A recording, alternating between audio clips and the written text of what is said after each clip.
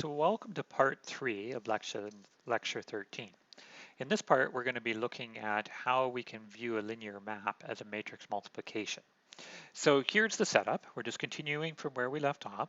We have T is a linear map from the vector space V going to W, and we're going to take a particular vector V in my vector space V, and we're also going to assume that both V and W are finite dimensional. So we force some basis V1 and Vn on V, and some other basis W1 to Wm M for W. And then what we're interested in is what is the matrix of the vector TV. So remember, TV is what happens after we stick the vector V inside of T. So we're looking at a vector inside of W. So this is some sort of M by 1 matrix. So how can we compute that? Well, one way we can compute that is to take the matrix of the linear map and multiply it by the vector that you get by taking the vector V written in terms of your basis V1 through Vn. So let me just kind of add some more detail here so you can see what's going on. So on the left-hand side is we have the matrix of the vector TV in W, and this is going to be an M by 1 element. Here is a matrix of the linear map. So this is the matrix of the linear map. And this here is M by N. And this guy at the end is the matrix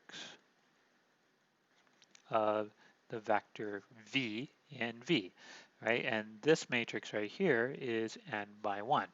So on the right-hand side, this makes sense, right? We have our matrix multiplication of an M by N times an N by 1 matrix, and we should produce an M by 1 matrix. And what this theorem is saying is if you were to do the thing on the right-hand side, it's the same thing. It's first plugging V into your function, T, and then you get an element in W, and then write the corresponding vector. So I wanted to spend a little bit of time kind of giving you a detailed example of this theorem rather than working through the proof. The proof is basically computing the left-hand side and computing the right-hand side and showing that you get the same thing. But I thought a detailed example might actually be more useful to see what's going on.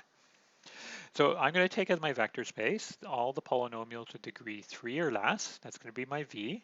And my second space is going to be all the polynomials with degree 2 or less. My basis for the first one is 1x, x squared, x cubed. And the basis for the second space is 1x, x squared. And the linear map I'm going to look at is going to be the differentiation map. All right, so it takes a polynomial of degree 3 and it maps it the polynomial to its derivative. So it maps it to the polynomial a1 plus 2 times a2x plus 3 times a3x squared.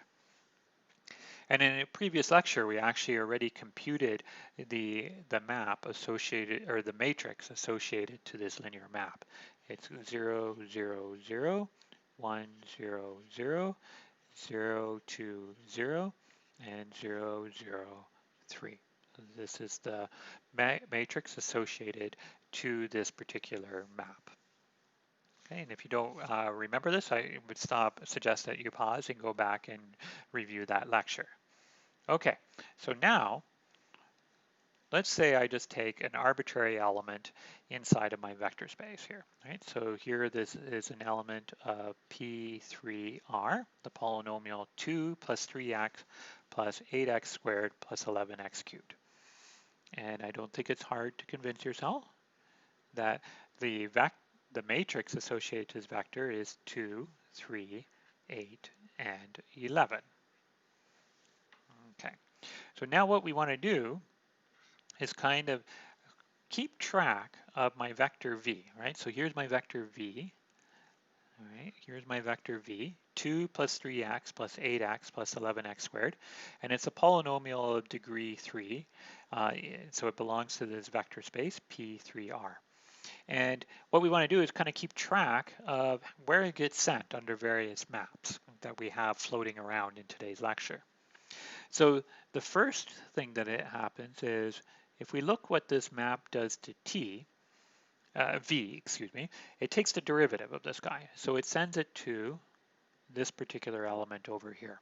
So it gets sent to 3, oh, that should be a squared right there, 3 plus 16x plus 33x squared. Okay, so that's how the derivative map works. But now what we want to do is, this is at the level of the linear map, but we want to see everything in terms of the matrices, all right? So when we take this vector here, when we apply the map of finding the matrix of the vector, we're really mapping, and I got some of the wrong numbers here, we're really mapping this polynomial to a polynomial, an element of R4. Okay, let me fix this here. All right, because we're taking this vector, and not a polynomial, a vector, and we're mapping it to mv, which is equal to 2, 3, 8, 11. Okay, so this map right here is we're taking the matrix of the vector. And then over here, we would say you end up with, so we keep track of where things are going, this element over here would be mapped to the vector 3, 16, and 33, right? And so this is an element of this guy. So the question is, what's happening along the bottom? Now along the bottom, what we have here is the map that goes from R4 to R3, which is going to be multiplication by the matrix MD. Okay, and MD is on the previous slide that we just found. So what happens is it's taking this vector here and it maps it over to MD times the vector 2, 3, 8, 11. So we have kind of these maps going on. So we take our original vector v, we can look at what the linear map does in the normal case, or we can take that vector, use the matrix of that vector, and map it to in R4 or F4, depending upon where our coefficients are. Then we can multiply it by the matrix of the map, and what we want to do is we want to compare these two things. Okay, and what the theorem says is that these two things should be the same thing. Okay, so I left myself enough room, and if we actually compute this, right, if I look at 0, 0, 0, 1, 0, 0, 0, 2, 0, 0, 0, 3, and I multiply it by the vector 2, 3, 8, 11, I am going to get 3, 16, and 33, which is exactly the same answer. So what I get is that there's equality right here. So one way to interpret what this theorem here is saying is that you can make these sorts of maps. So you can either go this direction to here, or you can go this direction to here, and it tells us how we can go in either direction and that you will always end up with the same answer. Okay, so let me just maybe highlight that with a little bit more notation. Right, so this is MD times MV, and this guy on the other side is MDV. Okay, so I hope this example kind of illustrates what the theorem is doing. And one thing that I want to point out is that this matrix MD, or more generally the matrix gets attached to a linear map, depends upon the choice of basis of V and W. So what we want to do is, what we would like to do is simplify this matrix. So we have a very simple matrix here, so this multiplication is very easy. And one of the themes of this course, or long-term goals, is to find ways of picking good bases. So this is not a log term, but a long-term goal in this course. So when we get to chapter 5 and chapter 8, we'll really dive deep into this particular question. So I'll pause here, and when we come back, we'll talk about operators.